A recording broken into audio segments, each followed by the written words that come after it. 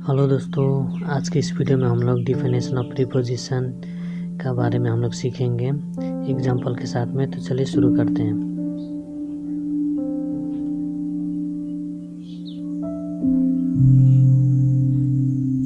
सबसे पहले हम लोग इन सेंटेंस को पढ़ लेते हैं। There is a dog on the road. सड़क पर एक कुत्ता है। He is fond of rasgullas. वह रसगुल्ले के शौकीन हैं। The monkey jumped off the tree. बंदर पेड़ से कूद गया। The sun is hot in summer. गर्मी में धूप तेज होती है। The cat is lying on the floor. बिल्ली फर्श पर पड़ी है। I will talk to you. मैं आपसे बात करूंगा। वाक्यों में प्रयोग शब्द ऑन, ऑफ, इन, ऑन तथा टू पर गौर करने पर इनका प्रयोग नाउन प्रोनाउन के पहले हुआ है। इनमें से प्रत्येक नाउन प्रोनाउन का संबंध वाक्य के दूसरे शब्द या शब्दों से दर्शाते हैं।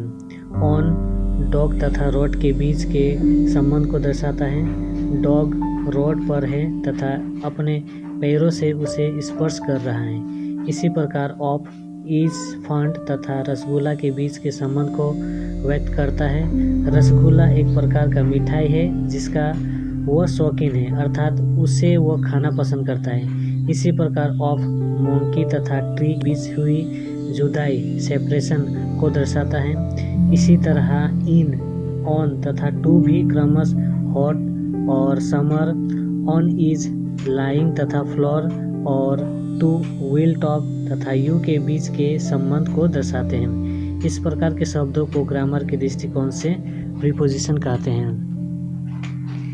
कहने का मतलब है a preposition is a word placed before a noun or a pronoun to show its relation to some other word or words in the sentence.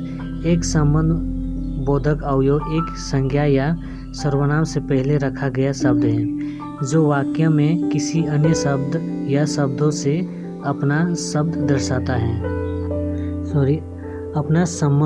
दर्शाता है। अब यहाँ पे देखिए एग्जाम्पल।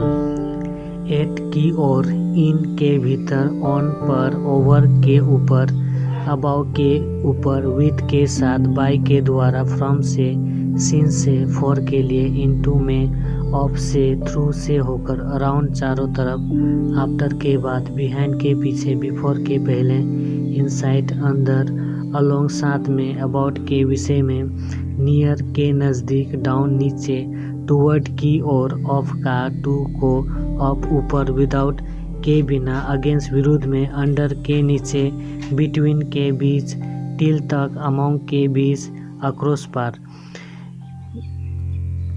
ये सारे सब प्रीपोजिशन है, लेकिन जब हम लोग इसको यूज़ करते हैं तब सेंटेंस में हमें ये पता चलता है कि ये प्रीपोजिशन है या कि कोई और।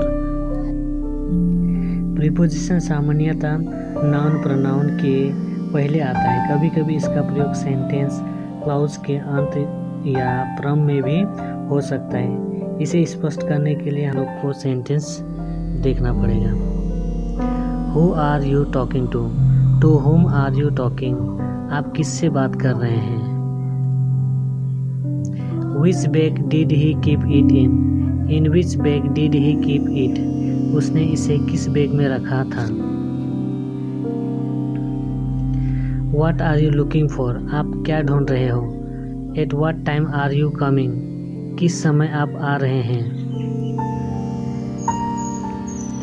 I do not know how to make it up. मुझे नहीं पता कि इसे कैसे बनाया जाए। I need paper to write on.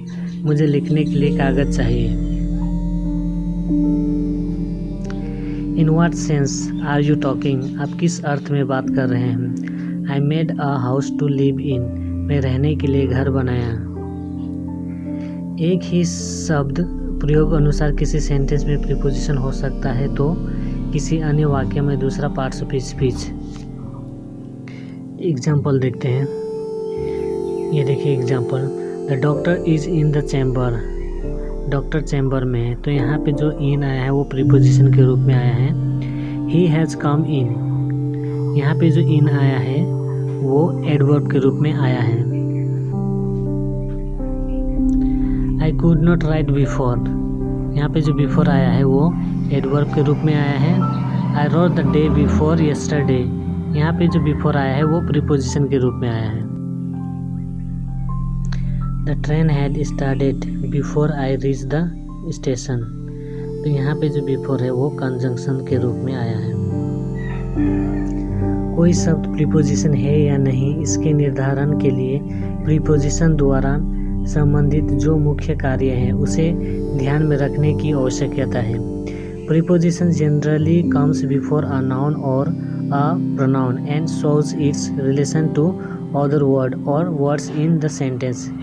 यह केवल नाउन या प्रोनाउन का वाक्य के अन्य शब्दों से संबंध दर्शाता है, जबकि अन्य पार्ट ऑफ स्पीच ऐसा फंक्शन नहीं करते हैं। प्रीपोजिशन का प्रयोग बहुधा कन्फ्यूजन यानी कि भ्रम पैदा करता है।